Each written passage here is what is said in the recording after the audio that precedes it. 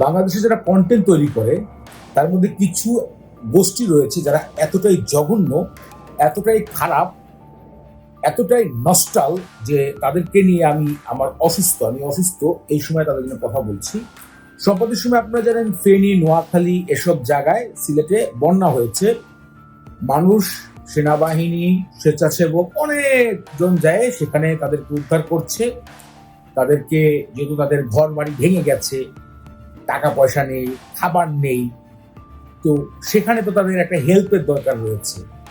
বিভিন্ন জায়গায় ক্যাম্পিং করে টাকা নিচ্ছে, টাকা নিয়ে তাদের সাহায্য করছে। ওকে, এর মধ্যে দুইটা জিনিস আমি দেখে মানে অবাক হয়ে গেলাম।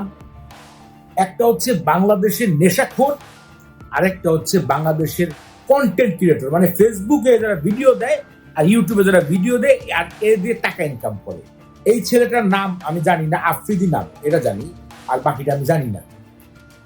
তো উনি তো প্রতিবন্ধী, ওনাকে সবাই ভালোবাসেন, স্নেহ করেন।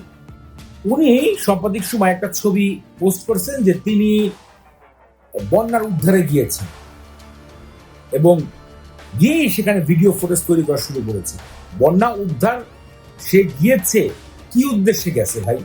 আপনি এখানে যে কি করবেন, এটা হচ্ছে বর্তমানে দেখলাম ইউটিউব, ফেসবুকে ভাইরাল হয়ে গেছে।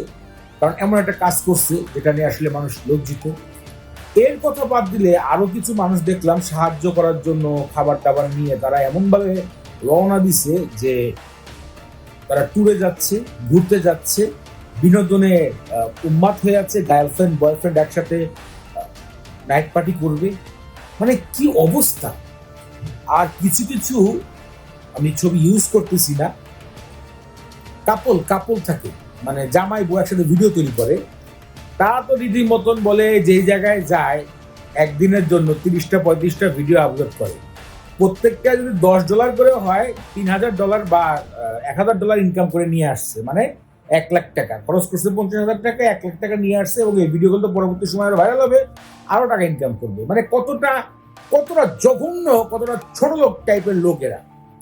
লাস্ট একটা পয়েন্টে কথা বলি, সেটা হচ্ছে দেখলাম কিছু ছেলে পেলে কি করতেছে, তারা ওই বক্স নিয়ে যাচ্ছে যে ভাই সাহায্য করেন।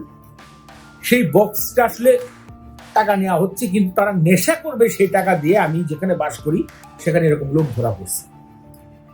নেশা করার টাকা জোগাড় করার জন্য তারা রীতিমতো একটা বিজনেস পেয়ে গেছে যে আমরা বন্যার কথা বলে টাকা উঠাবো এবং ভরপুর নেশা করব। শালা কতটা খারাপ, চিন্তা করছেন একবার? মানে এদের মতন আর ধর্ষণকারীদের সাথে কোনো পার্থক্য নাই।